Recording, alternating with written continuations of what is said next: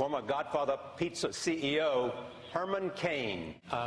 As you know, when Standard & Poor's downgraded American credit, they noted not only the economic difficulties, but the political dysfunction. So we begin this evening with the question, what would you do specifically to end the paralysis in Washington? Two things. Present a bold plan to grow this economy, which I have put my 999 plan on the table, and it starts with throwing out the current tax code and put it in the 999 plan. Secondly, get serious about bringing down the national debt. The only way we're going to do that is the first year that I'm president and I oversee a fiscal year budget, make sure that revenues equals spending.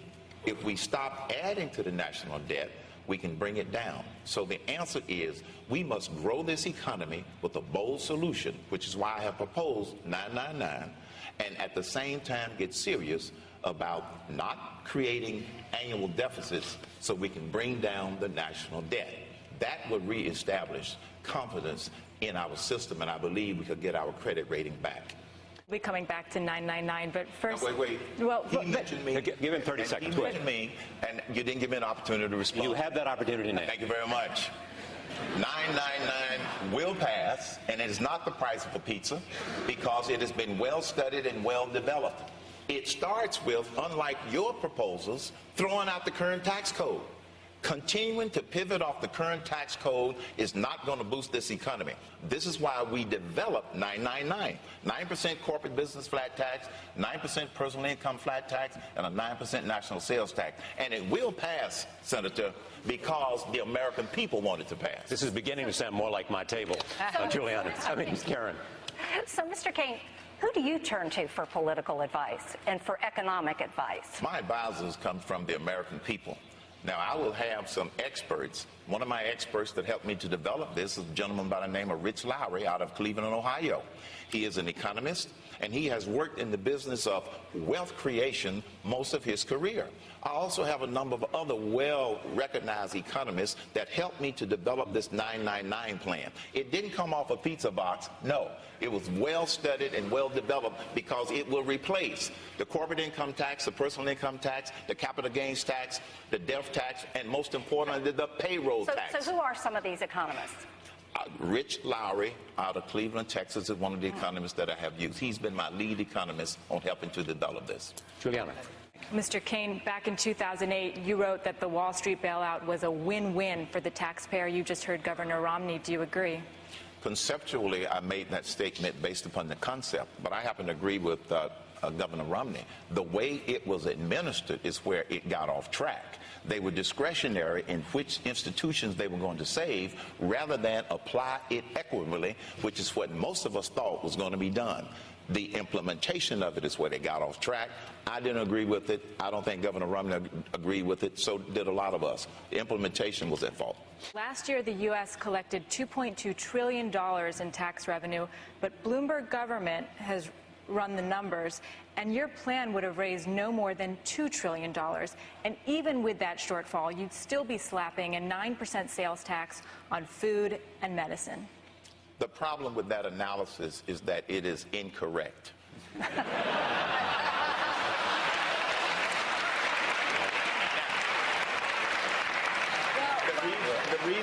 The reason it's incorrect is because they start with assumptions that we don't make. Remember, 999 plan throws out the current tax code, and it starts with three simple economic driving principles.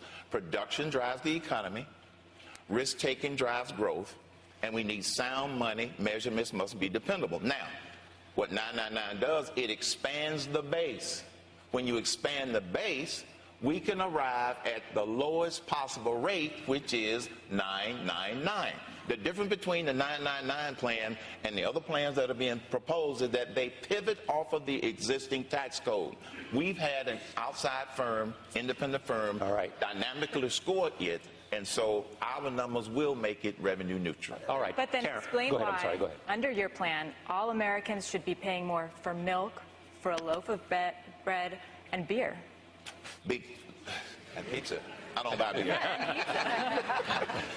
You have to start with the biggest tax that a lot of Americans pay, which is the payroll tax, 15.3%. That goes to 9%. That's a 6 percentage point difference, and the prices will not go up. So they've got a 6 percentage point difference to apply to the national sales tax piece of that, and in doing so, they have the flexibility to decide on how much they want to spend it on new goods, how much they want to spend it on used goods, because there's no tax on used goods. Therein lies the difference between me, the non-politician, and all of the politicians. They want to pass what they think they can get passed rather than what we need, which is a bold solution. 999 is bold, and the American people want a bold solution, not just what's going to kick the can down the table. Governor Romney. Since the Federal Reserve is the engine of inflation, creates the business cycle, produces our recessions and our depressions, the Federal Reserve obviously is a very important issue. And fortunately tonight we have a former director of the Federal Reserve at Kansas City. So I have a question for Mr. Cain. Mr. Cain, in the past you've been rather critical of any of us who would want to audit the Fed. You said you've used pretty strong terms that we were ignorant and that we didn't know what we were doing, and therefore there was no need for a Fed audit anyway, because if you had one you're not going to find out everything because everybody knows everything about the Fed. But now that we have found and we've gotten an audit, we have found out an awful lot on how special businesses get, bailed out. Wall Street, the banks, and special companies, foreign governments. And you said that you advised those of us who were concerned, and you belittled. You say, call up the Federal Reserve and just ask them to get the PR person. So do you still stick by this, that this is frivolous, or do you think it's very important? 64% of the American people want a full audit of the Fed on a regular basis. Mr. Cain. First of all, you have misquoted me. I did not call you or any of your people ignorant. I don't know where that came from. I'll get it for you. All right? Now, so you got to be careful of the stuff that you get off the internet, because that's just not something that I have said.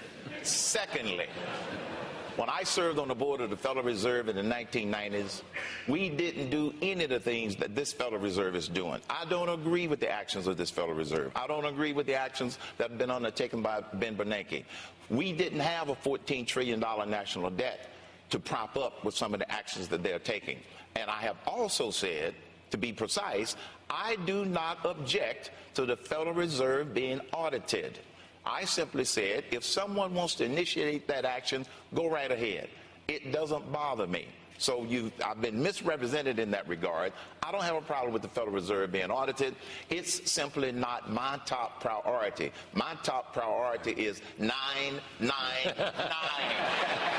Jobs, jobs, jobs. Can we trust you that with your lack of experience that you won't continually give Washington the ability to take freedom away from freedom-loving people here in the Live Free or Die state? There are three deterrents to the... And by the way, the four people were Governor Huntsman, Governor Perry, Herman Cain, and Governor Romney all supported TARP. There are three deterrents to this nightmare scenario you described in terms of how bad things are going to be, because we're trying to fix the real problem. The first deterrent is that I'm going to ask the United States Congress to include a 2/3 majority vote before they can raise the 999 tax. The second deterrent is the fact that because it is visible, simple, and transparent, the American people are going to be the ones to hold Congress's feet to the fire. The third deterrent is that I will be president and I won't sign anything that raises the 999. Yeah.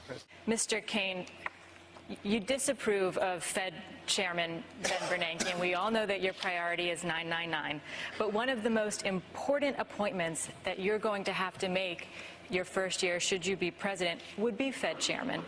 So which Federal Reserve Chairman over the last 40 years do you think has been most successful and might serve as a model for that appointment? Alan Greenspan. Why? Because that's when I served on the board of the Federal Reserve in the early 1990s. And the way Alan Greenspan oversaw the Fed and the way he coordinated with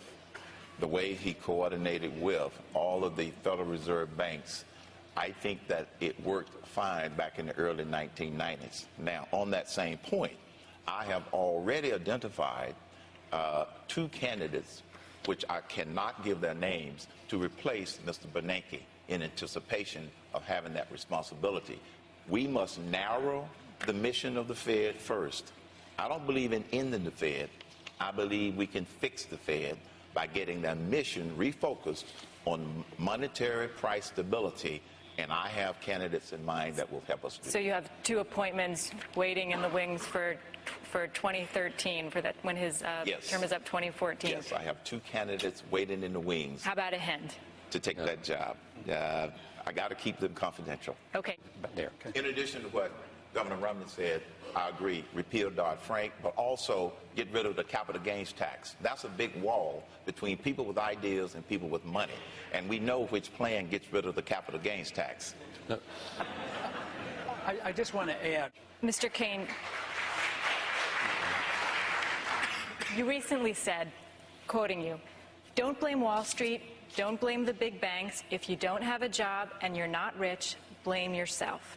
So are you telling the 14 million unemployed Americans that it's their fault that they don't have a job? No, the question was, that response was directed at the people that are protesting on Wall Street, not that 14 million people who are out of work for no reason of their own other than that the economy is not growing, not the millions of people that are underemployed. That statement was not directed at them. It was specifically directed at the people who are protesting on Wall Street, and I also said that they have basically targeted the wrong target. It should be against the failed policies of this administration, not Wall Street is why they should be protesting. So what it is about you that you want to hear and let the American people know about you and your sense of recognizing their own pain as well as their hope. 30 seconds. I can connect with people's pain because I was poor before I was poor. My dad worked 3 jobs. I understand what that means, but more importantly, with my career and with my record, I understand that leaders are supposed to make sure we're working on the right problems. We'll assign the right priority. Surround yourself with the right people, which will allow you to put together the right plans. And yes, sometimes those plans will be bold plans because this economy is on life support. We don't need to trim around the edges. We need a bold plan. Congressman